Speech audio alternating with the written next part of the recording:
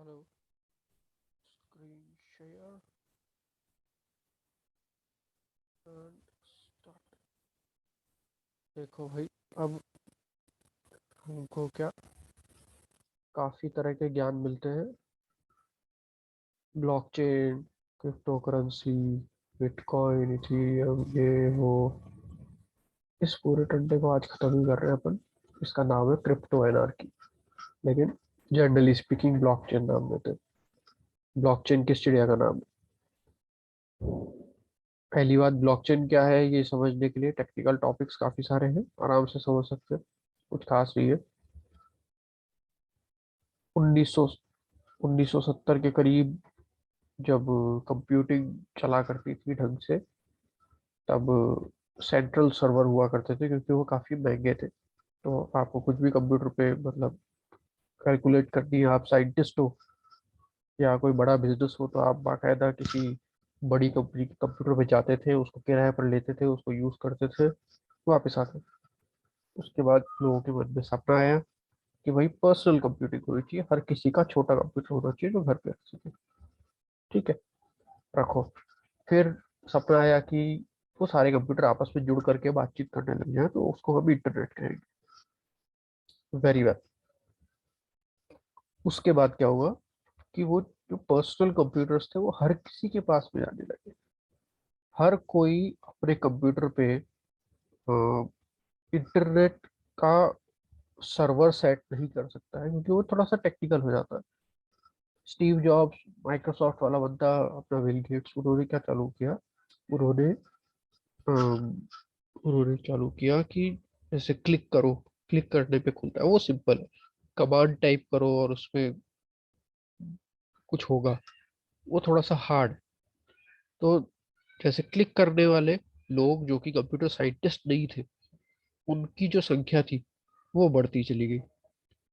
बचा अपना कौन?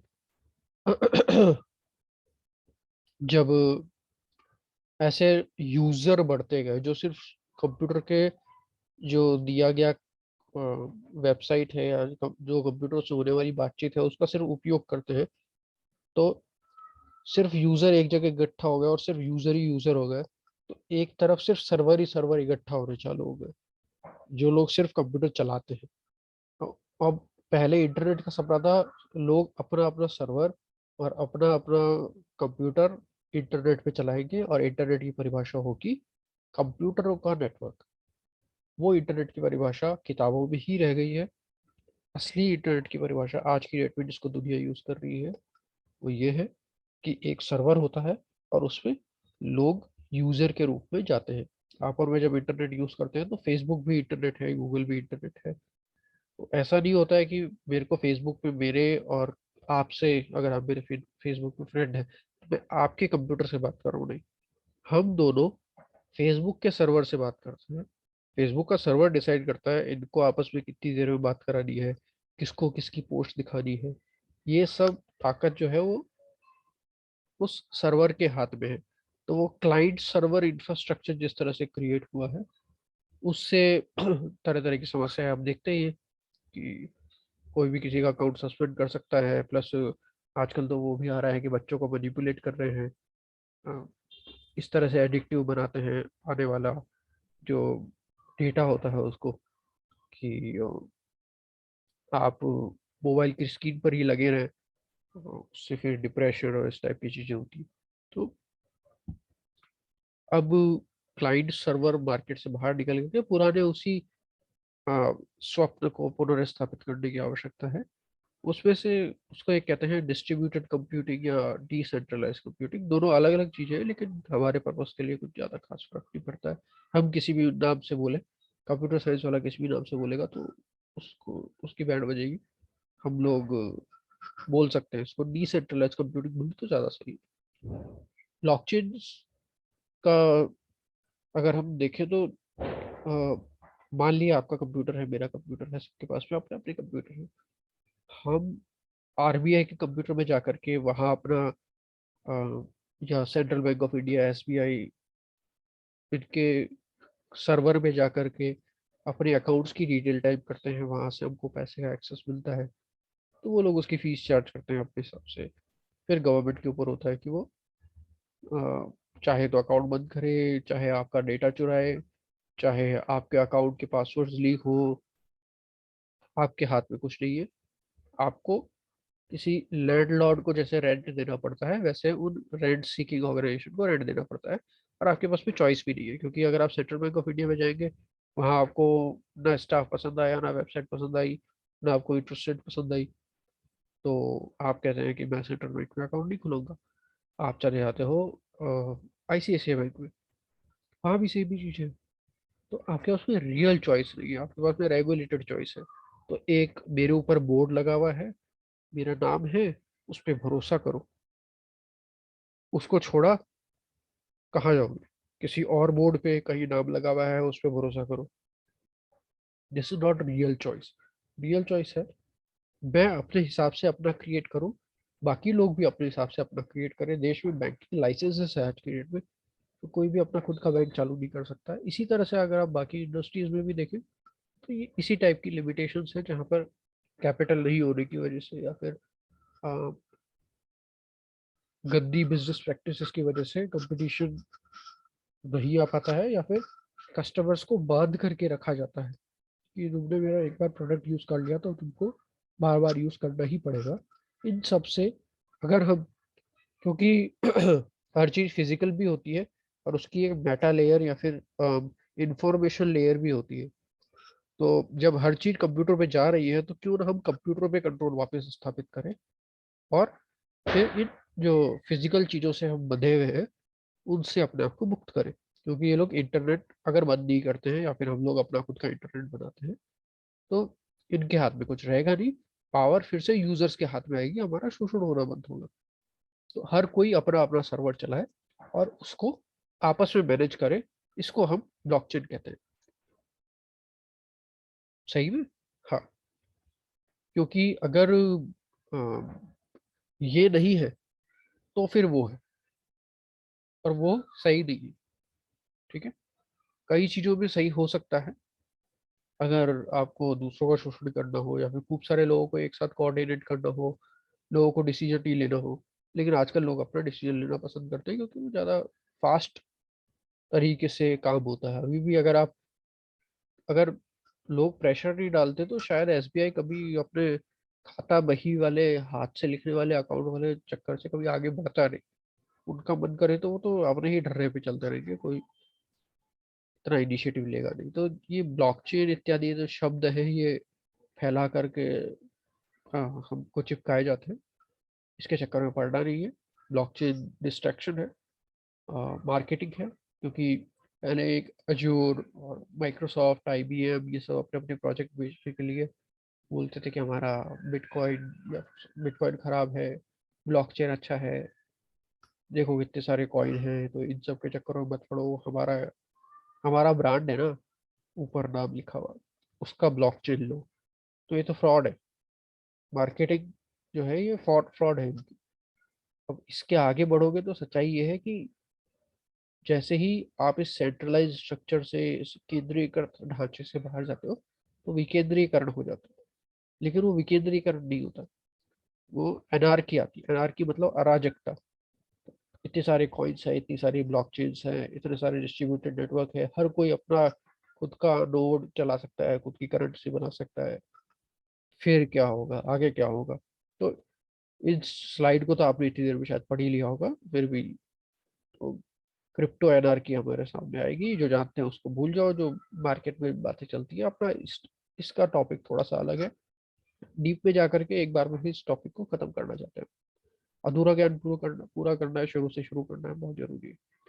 आगे बढ़ते हैं। ये आपके सामने ये जो दिख रहा है, ये सीजर नाम से एक रोमन जनरल हुआ करता था। ये दो आपके सामने ये पाइप है।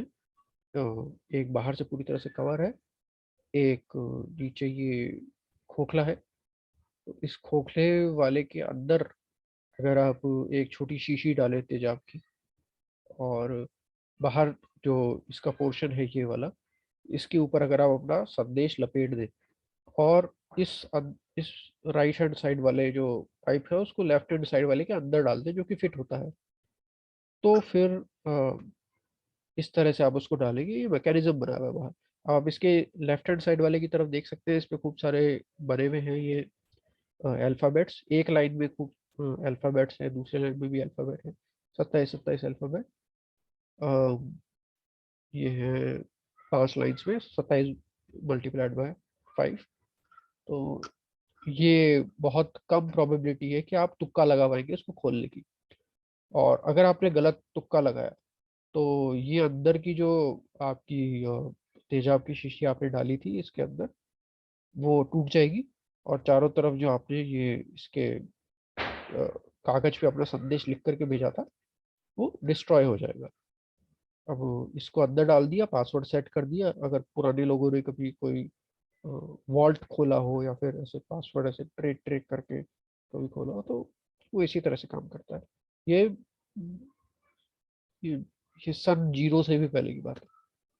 इसी ये इस तरह से ऐसे जाकर के फिट होता है।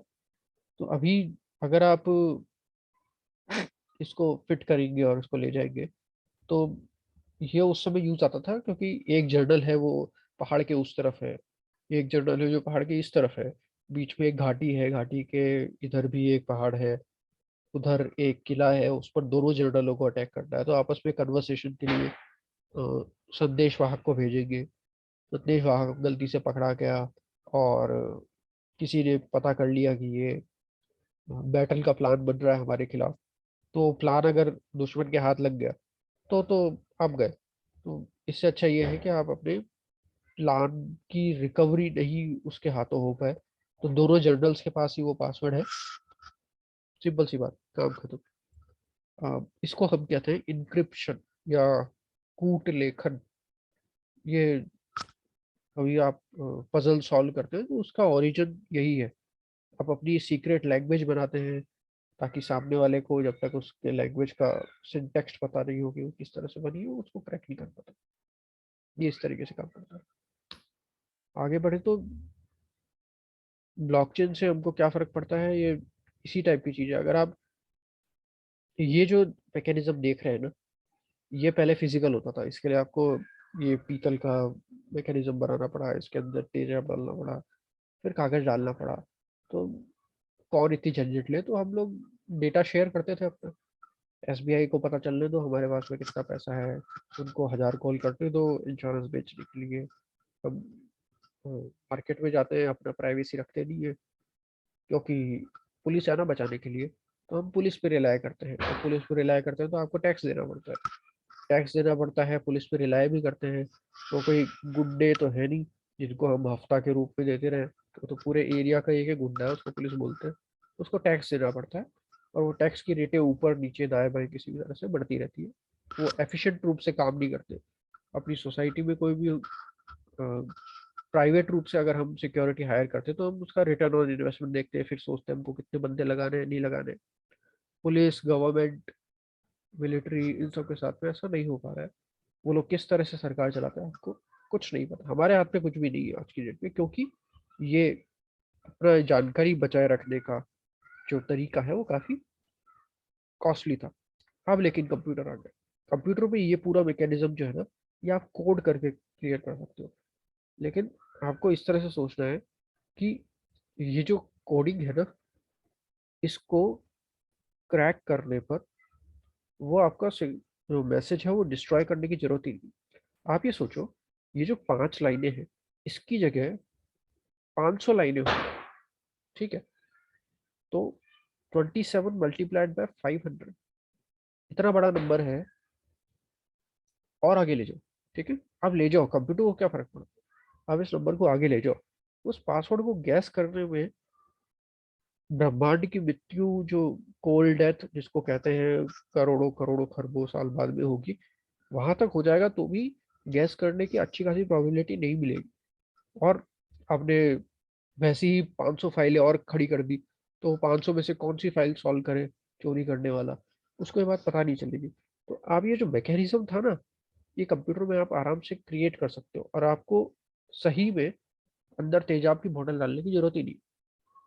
अब आप सिर्फ ये कर सकते हो कि तेरे लिए, भाई तू चोर है, तेरे लिए मेरा मैसेज खोलना इतना कॉस्टली है कि तो कुछ और ही करेगा, कम से कम ये तो नहीं कर। तो अटैक की जो कॉस्ट है ना उसको इंक्रीज कर दो। दो तीन तरीके। अब या तो सिक्योरिटी बढ़ा लो, या अपने पास भी कुछ रखो ही मत, या फिर अटैक की कॉस्ट इतनी बढ़ा दो कि वो अंदर निकली हुई जो लूट के माल मिलेगा वो किसी काम का ही नहीं होगा। एक सोने का सिक्का करके अंदर रखना, मान लिया, ठीक है, किसी को गरीब आदमी है, बेटी की शादी के लिए सोने का सिक्का रखना है, उसको इतने भयंकर अजीब से ताले के अंदर बंद करके रखो, उसको खोलने में, जो कि जितनी कंप्यूटिंग पावर हम बता ही रहे हैं, सुपर कंप्यूटर भी लग जाए तो वो खुल नहीं पाए। उसको खोलने में इतनी ताकत लग रही है, तो उससे ज्यादा तो बंदा कुछ और काम करेगा ना। जब सोने के सिक्के की जितनी कॉस्ट है उस कोड को क्रैक करने में, उतने के तो सुपर कंप्यूटर खर्च हो रहे हैं धनाधन, मतलब एक एक दो दो मिनट में, तब भी नहीं खुल रहा है। तो फिर कोई क्यों चोरी करे? तो हमने सिक्योरिटी का एक दूसरा रीजन बना दिया, प्रॉपर्टी का एक दूसरा रीजन बना दिया। अब इस पासवर्ड पासवर्ड वाला गेम खेल करके हम आपस में मैसेज भी भेज सकते हैं, वो तो ठीक है, लेकिन इसी के अंदर प्रॉपर्टी रखे तो उसी को हम डिजिटल मनी कहते हैं। ब्लॉकचेन वाला तरीका, ब्लॉकचेन ब्लॉकचेन ब्लॉकचेन ब्लॉकचेन कुछ नहीं है, डिसेंट्रलाइजेशन है, विकेंद्रीयकरण है। सत्ता आपके पास में आ रही है क्योंकि आपके पास में ये इंक्रिप्शन है, ये जो दिख रहा है ना, फर्स्ट लाइन वाला, उसको अनंत तक आप ले गए और अटैकर्स के 12 बज गए, आगे बढ़े तो ब्लॉकचेन आदि से हमको क्या फर्क पड़ता है? हम सॉवरेन इंडिविजुअल बन जाते हैं। हम जब कहते हैं कि हम भारत के लोग भारत को एक संपूर्ण प्रभुत्व संपन्न लोकतांत्रिक गणराज्य बनाने की घोषणा करते हैं, तो हम कैसे घोषणा करते हैं? अगर हम खुद संप्रभु नहीं है तो हम भारत को संप्रभुता कैसे प्रदान करेंगे? हमने क्या किया है, सारी संप्रभुता उन स्ट्रक्चर्स को, उन ढांचों को प्रदान कर दी है, और वो ढांचे थोड़े से गलत है और वो टूट करके नीचे गिर रहे हैं। हमको अपना कम से कम कीमती सामान जो है वो, क्योंकि हमारी जान है, हमारी इंफॉर्मेशन है, हमारा पैसा है और हमारे बच्चों का फ्यूचर है, उसको हमको उस गिरते ढांचे से बाहर निकालना है। हमको वापस उस संप्रभुता को वापस लेना है। तो जब जैसे ही आप इसको वापस लेंगे तो वो स्ट्रक्चर की कमी है, फिर टुकड़े टुकड़े गैंग जो होता है वो काफी खुश हो जाता है कि भाई मजा आ गया, हमको तो ना ब्लास्ट करना पड़ा, ना कहीं टेररिज्म फैलाना पड़ा। इन लोगों ने तो अपने आप में ही सत्ता को अपने हाथ में ले लिया, तो इनको आपस में भड़का देते हैं। लेकिन अब उसकी भी जरूरत नहीं है, क्योंकि कोई आपको अटैक करके आपसे कुछ छीन ही नहीं पाएगा, कोई आपको अटैक क्यों करेगा? सिंपल।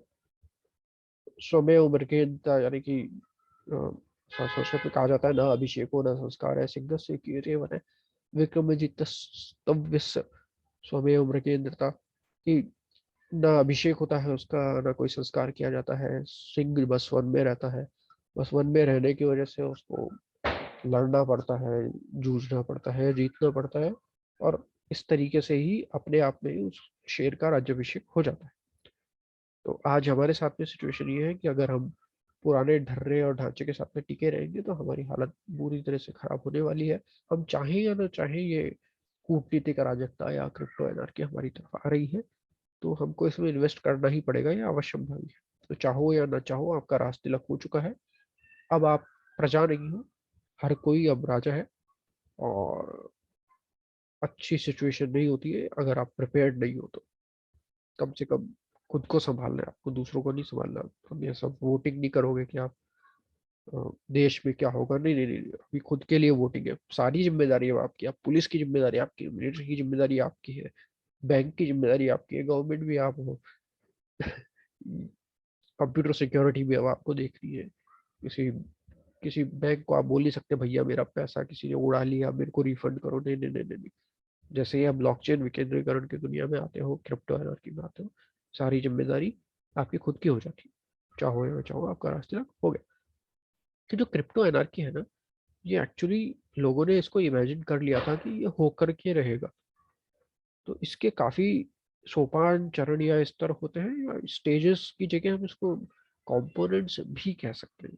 इंक्रिप्शन हमने देखा था, pretty good privacy, end to end encryption जो हम व्हाट्सएप में देखते हैं, तो ये हमने देखा कि सीजर के टाइम से है। तो इंक्रिप्शन काफी पुरानी टेक्नोलॉजी है। डिजिटल मनी जो हमने देखा कि लोग आपस में, अभी आज की डेट में पैसा क्या है, किसी ने टकसाल में सिक्का बना करके हमको दिया, उस पैसे की वैल्यू क्यों है? क्योंकि हर कोई उसको एक्सेप्ट करता है। हर कोई एक्सेप्ट करता है तो उसको गवर्नमेंट द्वारा इशू करने की क्या जरूरत है? उसको मैथ द्वारा इशू करो ना, सब लोग अग्री कर लो कि एक बार में 21 करोड़ ही बनेंगे, ठीक है, और हम इसको इशू कर देते रहते हैं धीरे धीरे करके, जो इसके लिए मेहनत करेगा उसको पैसा मिलता रहेगा, ठीक है। मतलब क्या क्या कोई तरीका हो सकता है कि हम अपनी कलम से खुद बनाए, आरबीआई की जरूरत नहीं पड़े? हाँ, तो अगर आप बिटकॉइन, डॉजकॉइन, ब्लॉकचेन 1992 से जो इनके ऊपर काम चल रहा है, इनको इनको देखेंगे तो आपको समझ में आएगा कि ये मैथमेटिकली एक्चुअली पॉसिबल है। ये इस वीडियो के स्कोप से बाहर है, लेकिन आ, ये देखा जा सकता है कि आरबीआई कभी भी पैसा छाप सकती है, और वो लोग छापते हैं कभी भी। इन्फ्लेशन ऊपर नीचे करते हैं, उनके हाथ से होता है कभी भी। ये मत सोचना कि इन्फ्लेशन आप, मैं या कोई प्राइस बढ़ा करके कोई बुरा आदमी करता है, नहीं, सरकार करती है। वो मार्केट में पैसा डालते हैं ये देख करके कि कितना लोन किसको दे रहा है। पैसा छापने की क्षमता उनके हाथ में होती है, जिसको आप मेहनत करके कमाते हो उसको वो यूं ही छापते हैं। एन्क्रिप्शन हो गया, डिजिटल मनी हो गया, बचा anonymous network, Tor network, onion routing. तो जैसे कि अब मैं आपको भेज रहा हूँ माल, तो पुलिस मेरे को बीच में पकड़ सकती है, सीधी सीधी बात। मैं आपको भेज रहा हूँ माल, फिर उससे उसको इस तरह से 25-26 जगह से अगर मैं भेजूँ तो कैसे पकड़ेगा? वही कॉस्ट बढ़ जाएगी। तो मैं हर बार छोटी मोटी चीजें भेजता रहूँ, उसके बीच में से कोई एक हीरा भेज दूँ जिसकी कीमत 1 करोड़ हो, उसके लिए खूब सारा कचरा पुलिस को ढूंढना पड़े, तो किसी काम का नहीं रहेगा। तो अनोनिमस नेटवर्क के जरिए आप सिर्फ ये मत सोचिए कि चोरों का और ड्रग स्मगलर का फायदा होता है। उसके जरिए अगर सरकार ने आपको, कोई पुलिस वाला है, कोई जज है जिसकी आपसे पर्सनल दुश्मनी है, या उसका खुद का आइडियोलॉजिकल डिफरेंस है, वो ये सोचता है कि आपका रिलीजन खराब है, आपके जीने का तरीका खराब है, या आपके विचार खराब है, तो आपको अ, अ, अपने विचारों से प्रभावित होकर के आपको जाने अनजाने, चाहे अनचाहे प्रताड़ित कर रहे हैं। तो आप उससे भी बच सकते हैं, अपनी इंफॉर्मेशन, अपना पैसा अनोनिमसली राउट कर सकते हैं। इसको ऑनियन राउटिंग बोलते हैं। टॉर ब्राउजर आते हैं, टॉर नेटवर्क होते हैं, ये 1990 से इनके ऊपर काम चल रहा है, दे आर प्रीटी फंक्शन। अब आपके पास में ऐसा तरीका आ गया जिससे आप पैसा, अपने संदेश, ये सिक्योर कर सकते हो। उसके बाद में आया कि आप उसके आने जाने का ट्रेसिंग जो है उसको भी सिक्योर कर सकते हो। पैसा आपका, ठीक है, उसका सामने वाले पे कंट्रोल नहीं। पैसे का भेजना, प्रदान करना, सूचना का भेजना, प्रदान करना, उसका सेंट्रल अथॉरिटी पे, केंद्रीय अथॉरिटी पे का कंट्रोल नहीं उस पर। उसके बाद में आवा डिजिटल सुनोनिम पे। पहले लोग जैसे जवाहरलाल नेहरू थे, उन्होंने खुद के खिलाफ सटायर लिखे थे अपने आप को हम्बल करने के लिए अखबारों में। तो लोग छद्म नाम यूज करते हैं हमेशा से। लेखकों में तो बहुत पुरानी परंपरा है, जैसे कोई अपने आप को निराला कहता है, कोई गालिब कह देता है, तो अपना असली नाम नहीं बताना चाहते हैं तो नहीं बताना चाहते हैं ना, तो कोई जरूरी थोड़ी ना। स्वतंत्र व्यक्ति है, स्वयं प्रभु व्यक्ति है। जब सरकार को जासूसी करने की आजादी है, और सरकार के जासूस दूसरे देश में जाकर के झूठा नाम, झूठी आइडेंटिटी दे करके इंफॉर्मेशन निकाल सकते हैं, या फिर अ, जी सकते हैं अपना, ताकि कभी जरूरत पड़े तो उसका उपयोग कर सके। तो आप भी कभी, आपके ऊपर कभी लफड़ा हो किसी तरह का, लोग आपको परेशान करने की कोशिश करें, तो अपना अपना बचाव करने के लिए भी आप डिजिटल सूडोनिम का यूज कर सकते हो। कभी असली नाम यूज करके इंटरनेट पे, या फिर ये जो 3-4 चीजें हैं, encryption, digital money, anonymous network, ये उपयोग करने की जरूरत नहीं। इसी का एक जो मैनिफेस्टेशन है वो है एनएफटी, अवतार मेटावर्स। तो एनएफटी का मतलब ये होता है कि आप अपनी एक यूनिक आइडेंटिटी बनाओ और उसको लोगों को बेचो, या फिर अपनी खुद की जो भी चीजें हैं उसको इंटरनेट पे अपलोड करो, और इस तरह से दिखाओ कि ये मैं हूँ, ठीक है। अवतार्स आपने देखे ही होंगे, ये जो फिल्टर है, जैसे मेरी ये दाढ़ी नहीं है, ये मैंने फिल्टर लगाया है, ठीक है, ये देखो, ये दाढ़ी नहीं है मेरी। तो इसी तरह से अगर मैं पूरा डायनासोर का फेस लगा लूँ, तो अपनी आवाज मॉडिफाई करने वाला सॉफ्टवेयर यूज करूँ, तो तो मेरा असली नाम आपके सामने आएगा नहीं। मेरा जो अभी तो मैं धीरज दादिश के नाम से हूँ यहाँ पर, लेकिन अगर मैं चाहूँ तो मैं किसी और नाम से भी आ सकता हूँ। मैं घटोत्कच के नाम से भी आ सकता हूँ। फिर आप क्या करोगे? कुछ नहीं कर सकते। मैं अभी यूट्यूब पे डाल रहा हूँ, यूट्यूब पे सेंट्रलाइज्ड है, किसी गूगल नाम की किसी कंपनी के सर्वर के अंदर है। इस वीडियो को अगर मैं टॉरेंट के ऊपर अपलोड करूँ तो मैं सीड भी करता हूँ और आप उसको डाउनलोड भी करते हो, जिसने कभी टॉरेंट यूज किया हो। It's a decentralized network. और अगर इसका यूजर इंटरफेस ज्यादा अच्छी तरह से हो जाए, दैट वुड वर्क ऑल्सो। फिर क्या कर लेंगे ये लोग? कुछ नहीं कर सकते। और उसी को और ज्यादा एडवांस करके मेटावर्स नाम की चीज बनाई है, जो फेसबुक ने जैसे अपना कल परसों नाम चेंज किया मेटा पर। तो ये, अगर आप अपने आप को वो जो VR 3D ग्लासेस है वो लगा ले और फिर अपने आप को इंटरनेट पर ही यूज करें, तो उसको आप मेटावर्स कह सकते हो। आपको लोगों से मिलना है, क्रिकेट खेलना है, गेम्स खेलने हैं, बातचीत करनी है, टीम्स बनानी है, अपनी खुद की कंपनीज इस तरह से खड़ी कर सकते हो आप, कॉन्ट्रैक्ट इस तरह से बना सकते हो। तो क्योंकि आपके पास में संदेश आप अपने खुद के भेज सकते हो, पैसा आपका खुद का है, नेटवर्क अनोनिमस है, आपको जो करना है आप इंटरनेट पर कर सकते हो। आप सरकार के हाथ से बाहर ये निकल रही है चीजें, अगर वो पूरी तरह से इंटरनेट बंद नहीं करती है तो। और इंटरनेट बंद कर दिया तो फिर वो नॉर्थ कोरिया और हम में फर्क ही क्या है। तो ये मेटावर्स जो है, ये कई लोग सेंट्रलाइज करने की कोशिश करेंगे, जुकरबर्ग भी करने की कोशिश करेगा, लेकिन हमको डिसेंट्रलाइज मेटावर्स बनाना है। क्योंकि गेम आप खेलते हैं, मूवी देखते हैं 3D वाली, वो काफी इंटरटेनिंग होती है। तो फिर से वही वाला चालू हो जाएगा कि खूब सारे यूजर्स हैं और फिर सर्वर एक ही होगा और उसी को एक्सेस करेंगे, और that would be centralize. But we need decentralization and this time we have the tools. इस बार हमारे पास में डिजिटल मनी है, इस बार हर किसी के पास में कंप्यूटर है, इस बार सबको इंक्रिप्शन, प्राइवेसी सबके बारे में जानकारी है, इस बार हमारे पास में अनोनिमस नेटवर्क्स है, हम कर सकते हैं।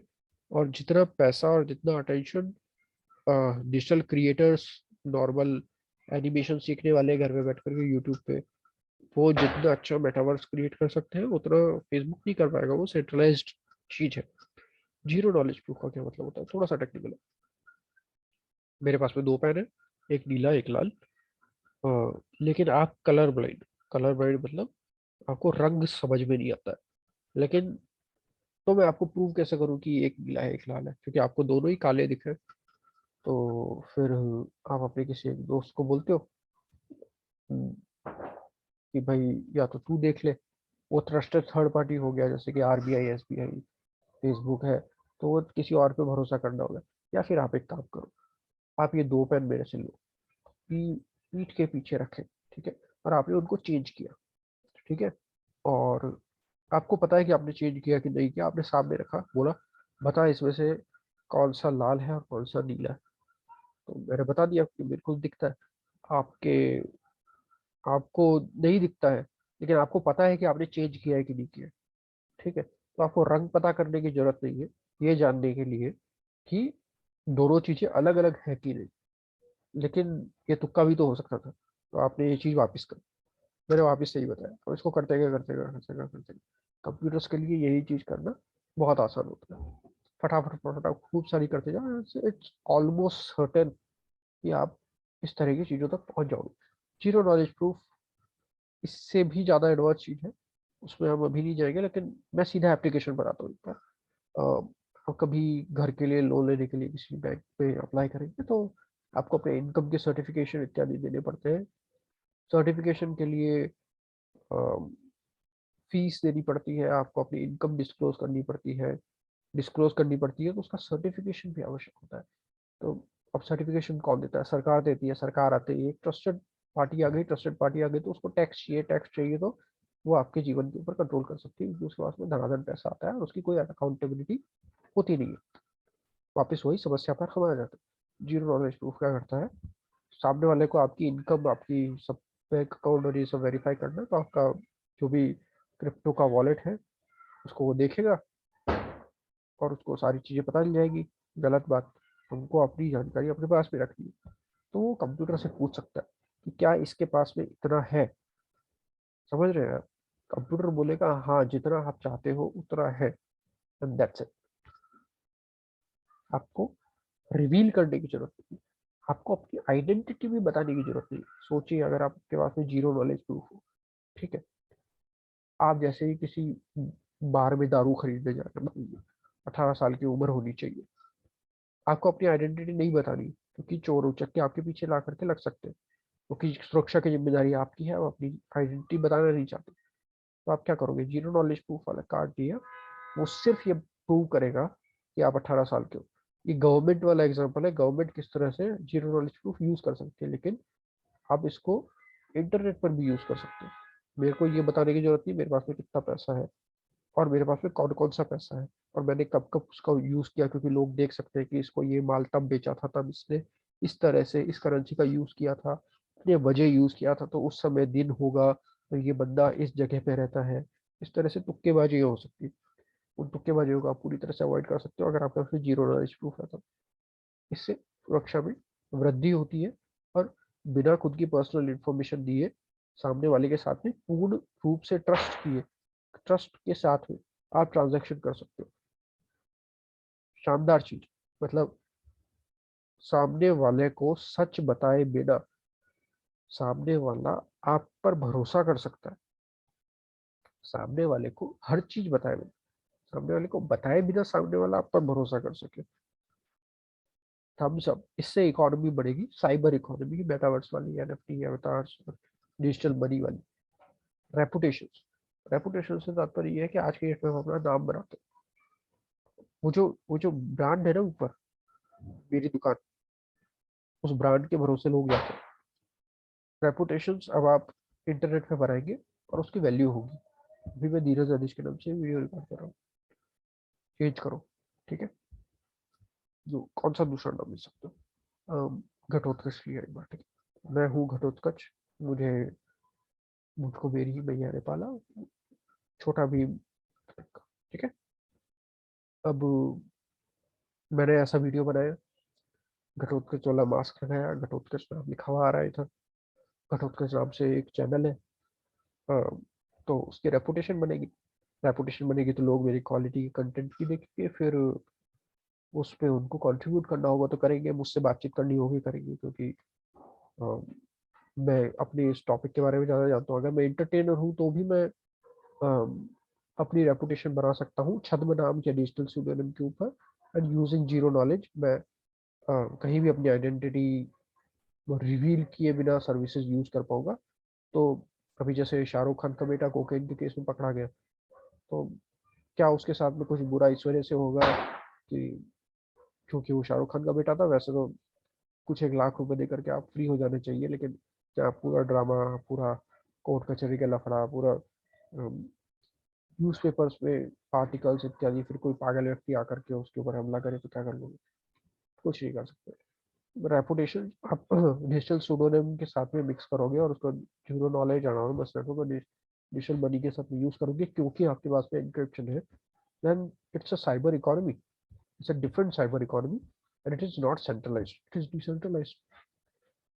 आप अराजकता कह तो सकते हो उसको, लेकिन अभी ये काफी प्रॉपर लग रहा है। अभी ये थोड़ा सा आगे बढ़ते हैं, अब आता है इंफॉर्मेशन मार्केट। डेटा लीक होते हैं, स्नोडेन होता है। तो जैसे जैसे आपके पास में रेपुटेशन आएगी, तो अगर मैं सीबीआई में काम करता हूँ और मैं डेटा लीक करता हूँ वहां से मार्केट, ठीक है, तो टेररिस्ट को डेटा लीक किया, मैं खालिस्तानी आतंकवादी को मान लिया, ठीक है, और मेरे को एक अलग खालिस्तान बनाना है ऐसा अज्यूम करते हैं, ठीक है। तो मैं क्या करूँगा, सीबीआई में काम करूँगा और टेररिस्टों को इंफॉर्मेशन बेचूंगा, वो मेरे को डिजिटल मनी में पेमेंट करेंगे, मेरी खुद की रेपुटेशन भी बनती जाएगी।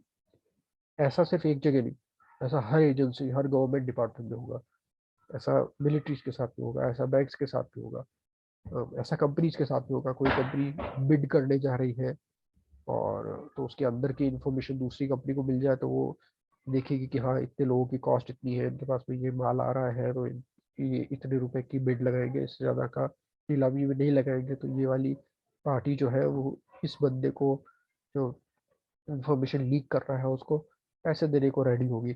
इस तरह से पुराने जो लेगेसी सिस्टम्स हैं, जो पुराने सेंट्रलाइज सिस्टम्स है, बड़ी कंपनियां हैं, गवर्नमेंट्स हैं, धीरे धीरे भर भर करके नीचे गिरनी चालू होंगी।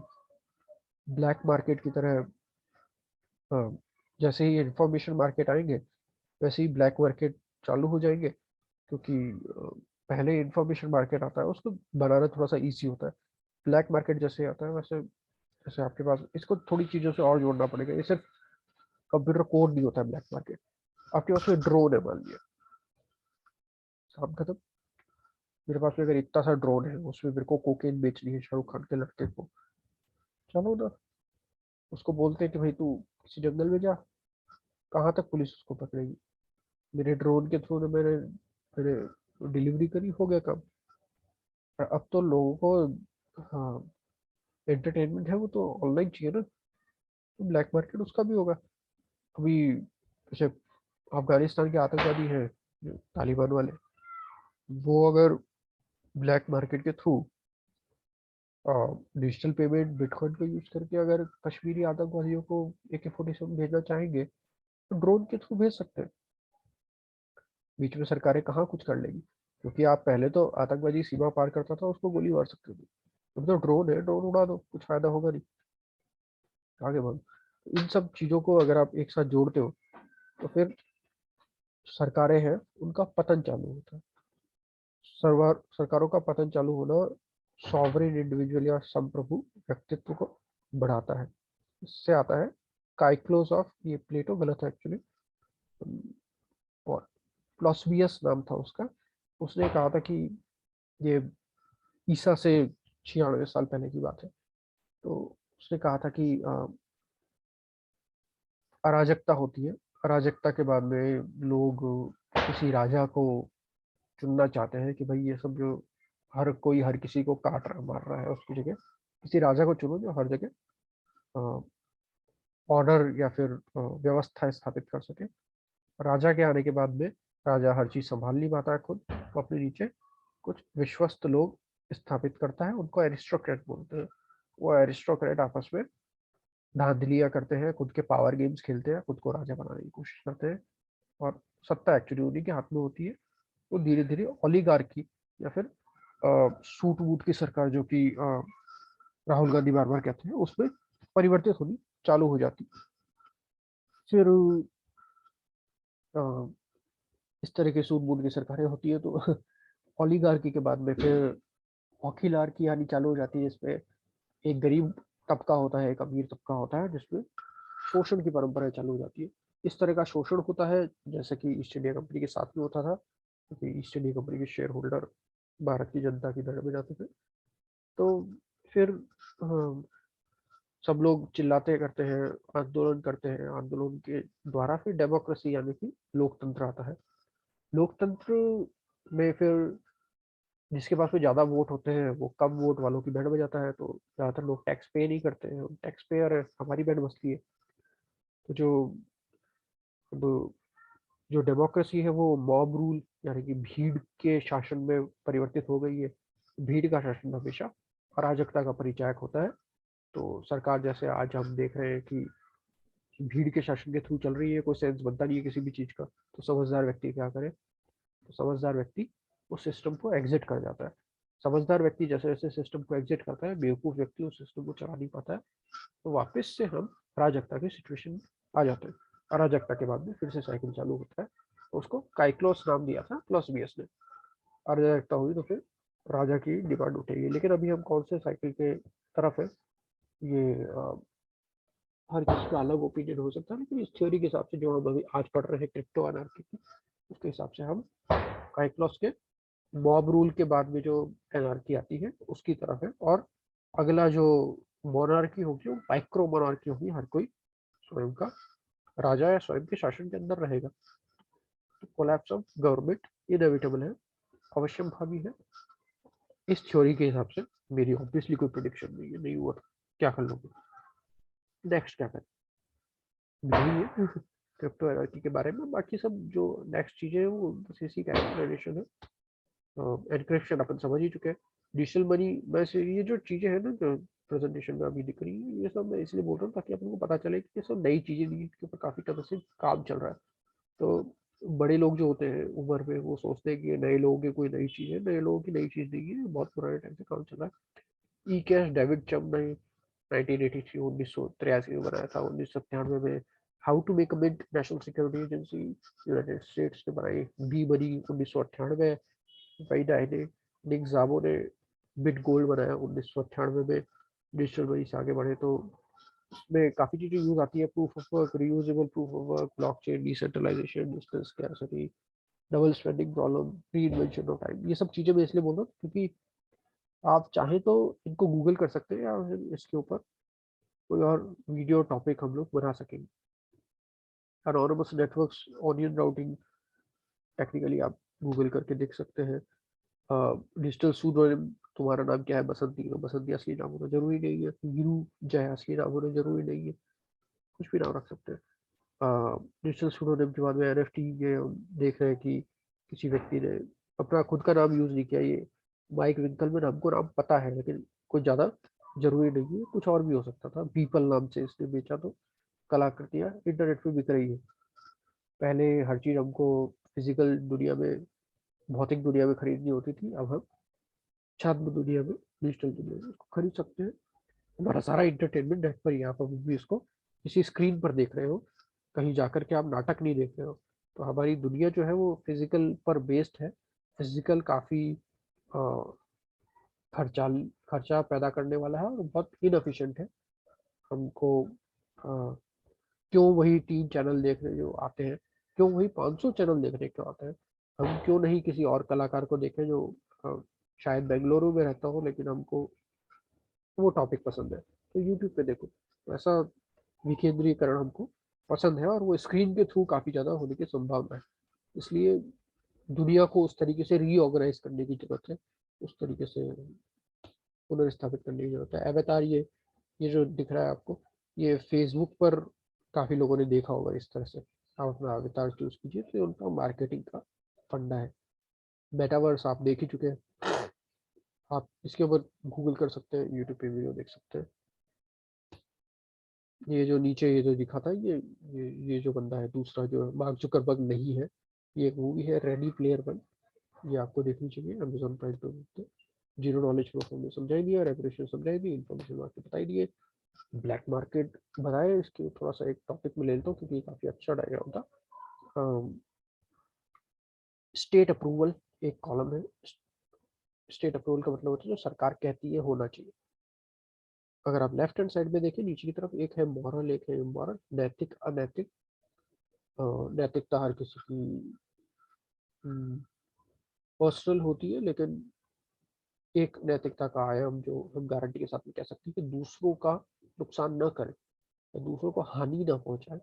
ये नैतिकता का माना गया सिद्धांत है कि कम से कम ये तो नहीं होना चाहिए। तो सरकार जो कहती है कि कर सकते हो, और जो नैतिक है उसको हम वाइट मार्केट कहते हैं। ठीक। तो वाइट मार्केट जो है, ये स्टेट अप्रूवल और मॉरल दोनों होता है।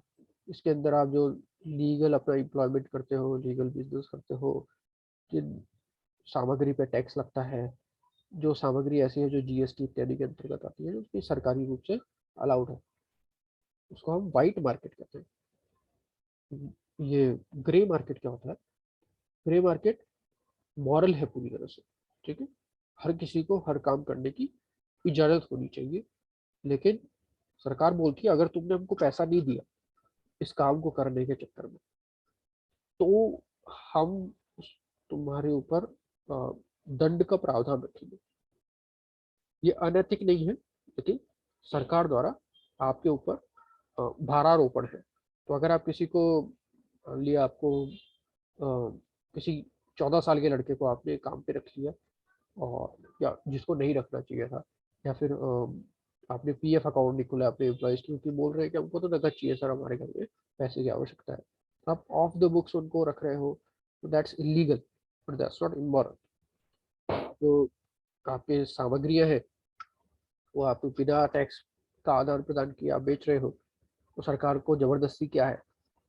सरकार हर चीज पे टैक्स क्यों ले रही है? मैं जितना उपयोग करूँ सरकारी सुविधाओं का, उसी के ऊपर टैक्स लेना चाहिए ना। तो अगर मैं सड़क का उपयोग कर रहा हूँ, सड़क पे टोल टैक्स लो, सीधी सी बात है। आप मेरे ऊपर जीएसटी क्यों लगा रहे हो? सर अगर मिलिट्री को पैसा चाहिए तो मिलिट्री आकर के मैं सब्सक्रिप्शन पैसा पेमेंट करूंगा। मेरे को ब्यूरोक्रेट या फिर सरकारी बाबू को पैसा देने की क्या जरूरत। अनरेगुलेटेड गुड्स जो कि सरकार के अभी तक एडार पर ही नहीं आया है, जिसके ऊपर कोई रेगुलेशन नहीं है, जैसे कि अभी बिटकॉइन इत्यादि है, तो ग्रे मार्केट। मैं शायद इसको गलत बोल रहा हूँ, लेकिन थोड़ी देर के लिए इग्नोर करते हैं। ब्लैक मार्केट जो होता है, ब्लैक मार्केट नैतिक होता है, लेकिन सरकार उसके ऊपर बैन लगाती है। ड्रग्स जो है वो आप अपने उपयोग के लिए यूज करते हो, आपका जीवन है, आपको जो करना करो, कोकेन लेकर के मरो, किसी को कुछ फर्क नहीं पड़ता है। उस तरह का प्रोस्टिट्यूशन जिसको हम बोलते हैं, वैश्यावृत्ति इत्यादि, आपका जीवन है, आपको जीना है, मरो। वैश्या और आपके बीच में आने वाले हम कौन होते हैं? कुछ सालों पहले तक तो गे लोगों पर इत्यादि पर भी पाबंदी आती है। अगर दो लोग आपस में मिलकर कुछ कर रहे हैं तो मतलब हम कौन होते हैं बोलने वाले। ये नैतिकता का जो अगर महत्वपूर्ण सिद्धांत अगर आप समझ जाएंगे तो आपको समझ में आएगा कि स्टेट बैन जो है, सरकार द्वारा पाबंदी इंडिविजुअल लोगों पर जो कि संप्रभु है, वो एकदम गलत है। उस तरह के वेपन्स होते हैं तो आपको चाकू रखना अलाउड है, सब्जी काटने के लिए दुधारी तलवार अलाउड नहीं है, गन अलाउड नहीं है। तो क्रिमिनल जो है वो तो वैसे भी गन खरीदेगा ब्लैक मार्केट से। आप वाइट मार्केट के चक्कर में अटके रहो कि भाई साहब लाइसेंस भी बहुत ज्यादा है, मैं कैसे खरीदूं, वो आपको गोली मार करके चला जाए, आप लूटो, बर्बाद हो, आपके बच्चे रोए, कुछ होगा नहीं, सरकार को फर्क पड़ता नहीं है, तो सरकार होती कौन है बैन करने वाली। Black market. पिंक मार्केट क्या होता है?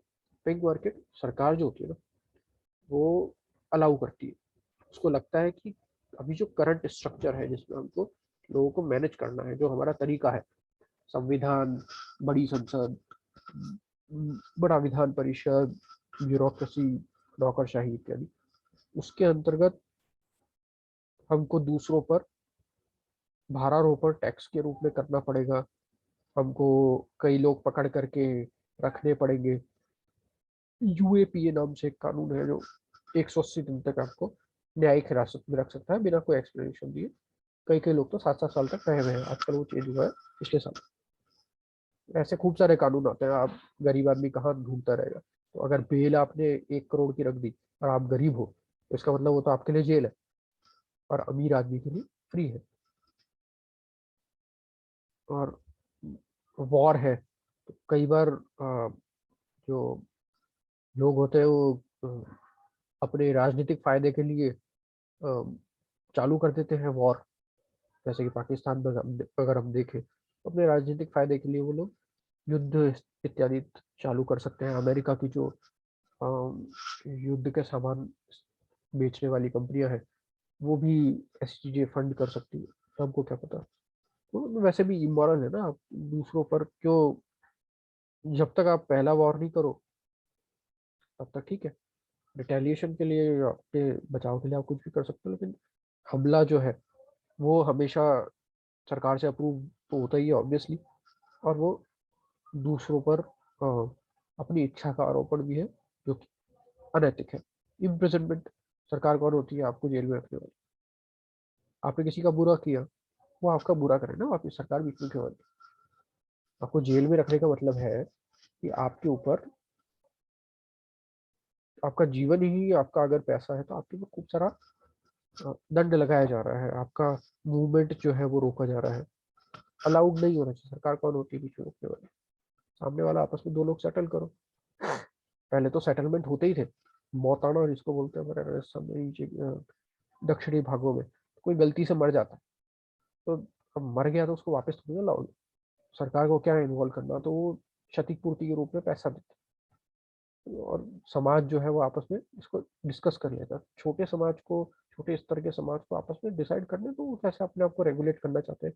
दिल्ली में बैठी सरकार क्यों कुछ कर रही है? तो ये पिंक मार्केट है। पिंक मार्केट आपने शायद पहले कभी सुना नहीं होगा। रेड मार्केट ऐसी चीज है जो कि सरकार भी मना करती है और वो अनैतिक भी है। तो मर्डर हुआ, ठीक है, चोरी हुई, रेप हुआ, किसी को गुलामी में बेचना है वो हुआ, ये सब चीजें अनैतिक भी है और सरकार ने बैन भी कर रखी है। लेकिन जैसे जैसे क्रिप्टो अराजकता बढ़ती जाएगी, तो सरकार का कंट्रोल भी हटता जाएगा और ये जो रेड मार्केट है इसको रेगुलेट करना हम हमारी अपनी खुद की जिम्मेदारी हो जाएगी। और हम चाहे तो किसी को पैसे के बदले प्रोटेक्शन प्रदान करें, अपनी इच्छा से प्रदान करें, या फिर खुद की जिम्मेदारी खुद ले। तो जिसके पास में जो लोग इसके लिए तैयार नहीं होंगे उनको रेड मार्केट ओपन होने से सबसे ज्यादा नुकसान होगा। आपके जो लोग आपसे बदला लेना चाहते हैं वो आपको फटाफट गोली मारेंगे। पुलिस वुलिस होगी नहीं क्योंकि उनके पास में टैक्स जाएगा नहीं सैलरी के लिए, और टैक्स इसलिए नहीं जाएगा क्योंकि सब लोग इंक्रिप्शन इत्यादि का यूज करके अपना पैसा, अपना टाइम इत्यादि अपने आप को उस मेटावर्स में रख रहे हैं। सरकार के पास में कुछ नहीं आ रहा है, धीरे धीरे वो चीज कोलैप्स होती जा रही है। तो इस क्रिप्टो एनर्जी के लिए अपने आप को तैयार रखें। हाँ, कोलैप्स ऑफ द गवर्नमेंट हो ही गया। तो ये बंदरों के हाथ में अब आने वाले हैं टैंक। तो हो जाओ तैयार साथियों, हो जाओ तैयार। जय हिंद।